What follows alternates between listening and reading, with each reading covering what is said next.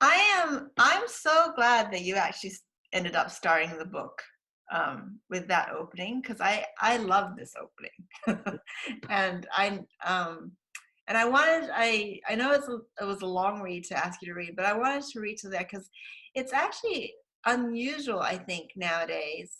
You're on page 6, so you're like kind of halfway through page 6 before we really have the protagonist and the antagonist on the page. And in the greater structure of your novel, actually, there's the contemporary protagonist as well.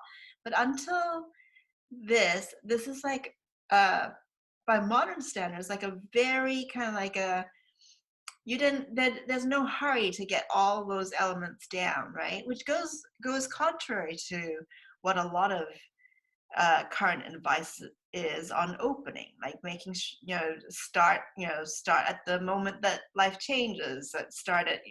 Get your protagonist in there right away. Get your secondary characters in there.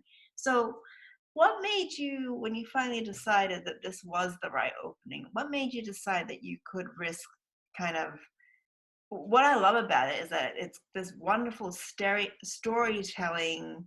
It's like a modern Once Upon a Time.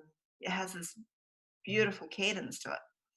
But what made you decide? Yeah, no, I've actually been thinking about that opening a bit, and also with my first book because I've been working pretty recently, like a month or so ago, on the beginning of my next book, and I think that what's similar is that they all provide like at first a kind of like frame on the world that we're entering with some sort of change happening. Less so in the Last Watchman, which I just read, but at the end of pretty soon on, there's some sort of acute conflict, like and in this case, the acute conflict is actually really relevant to the whole book. The acute conflict being like the synagogue was a subject of arson. And so, one hopes that people are thinking like, whoa, what happened? What's going on here?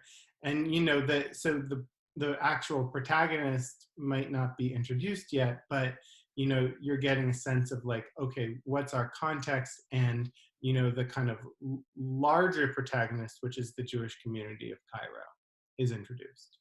Mhm. Um, I think that's kind of what I was thinking with that.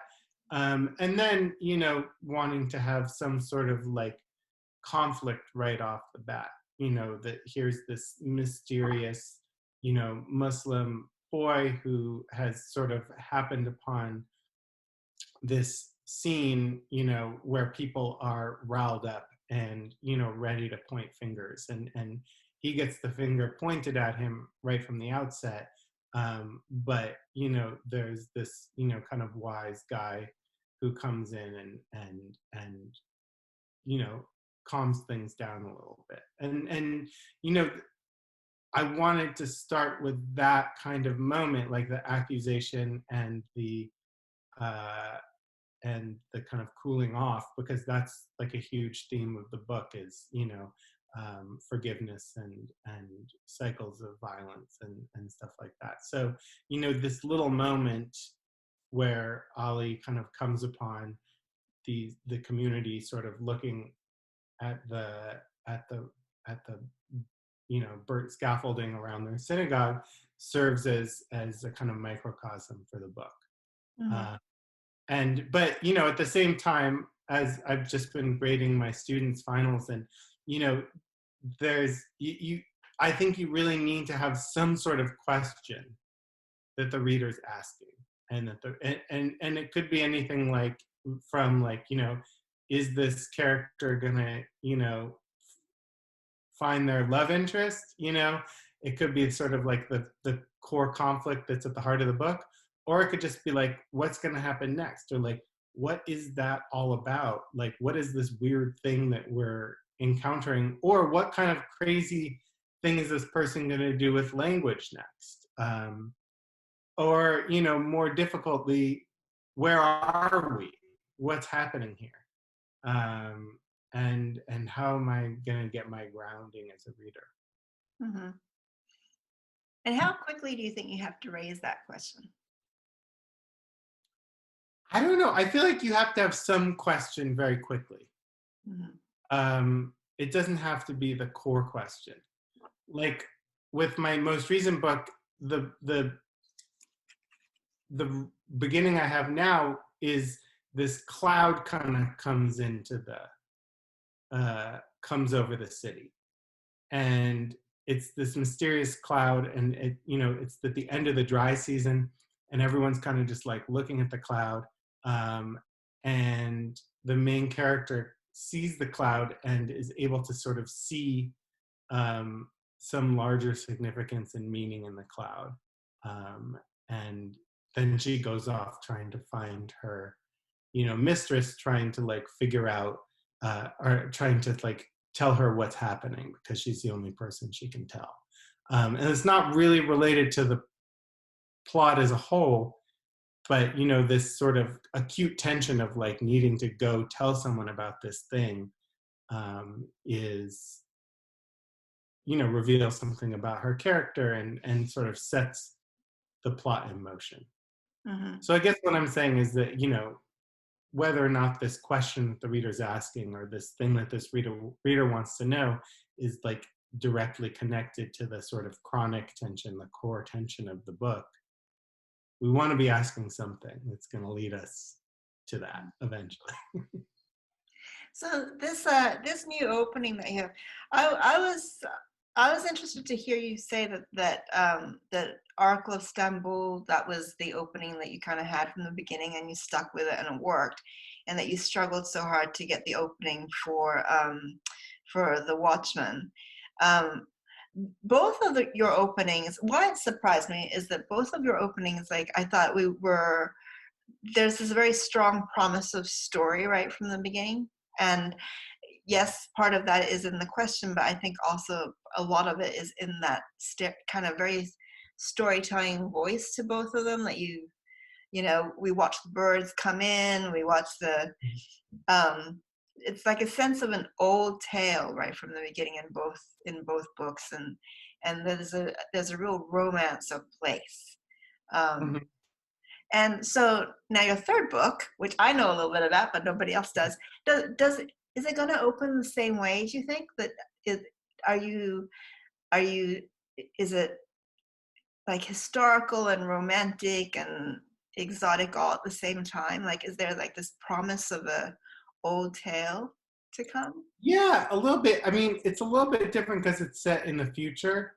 Um, but yeah, there's definitely some magic. I could read it to you if you want. I mean, I don't know how much time we have, but Yeah, read us a bit. It's how much time you have. okay.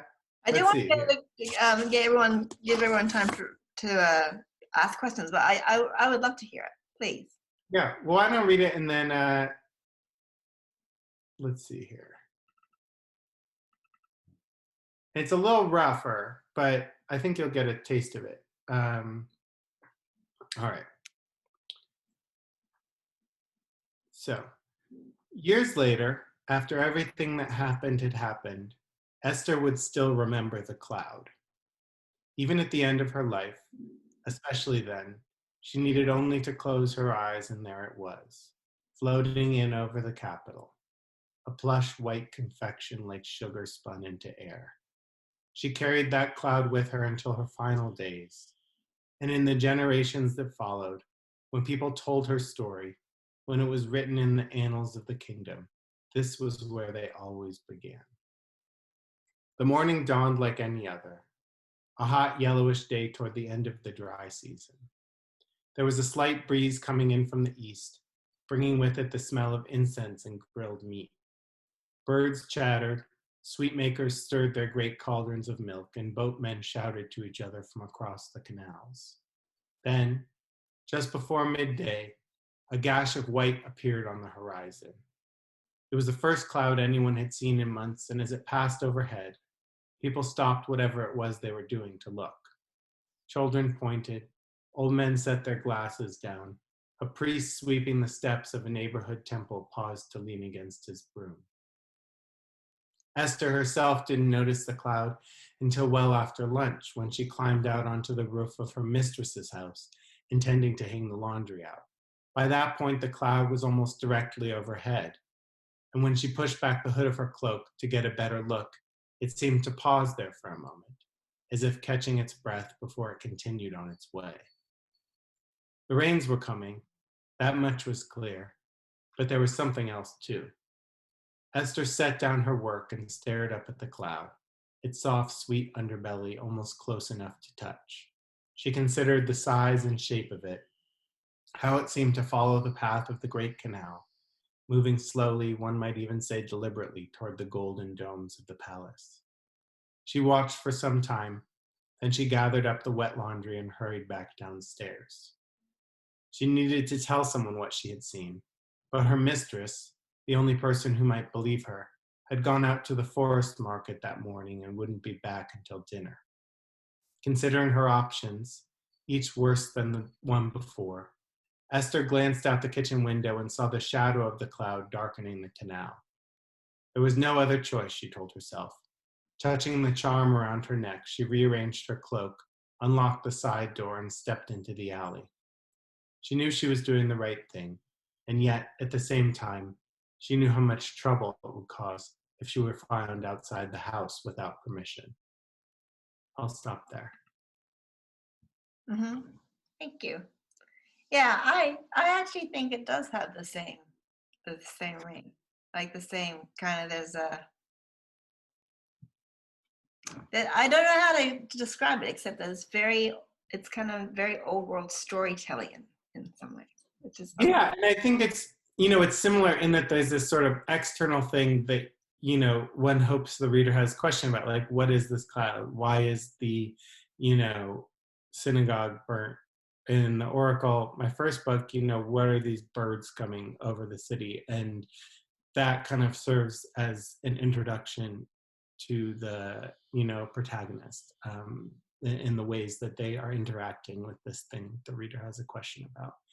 And in this case, we learn that Esther is able to kind of read the cloud and see this, event that happens. And so, hopefully introduces us to her kind of preternatural, Hmm. abilities of, observation. Right. But you said that this is actually a setting in the future. I mean, that's not something that I picked up on in the actual opening itself. Yeah, and I don't particularly want anyone to pick up on it. I want it, I want it to, at least at this point, I want it to feel like a kind of maybe historical, maybe fantasy kind of place, Mhm. and not be and be a little bit unclear. Like I ideally would want the reader to take until maybe the second or third chapter where they're able to kind of place when this is happening. Oh, that's neat. So, just a quick question before I open up for questions from everyone else about the order in which you write. So, do you write? I know that you struggled with the second book's opening, but do you write from beginning to end? Like, do you write your first pages first? Yeah, I write my first pages first. I use that as a kind of foundation to build on. So I spend a lot of time on those first, 4 or 5 pages. And then I'll kind of go forward from there once I feel like I've gotten it to a, semi kind of workable place. And then I'll go forward from there. And then, once I come to the end of a draft, I'll kind of take a step back and look at the whole thing, and figure out whether the beginning is still working. And oftentimes it isn't.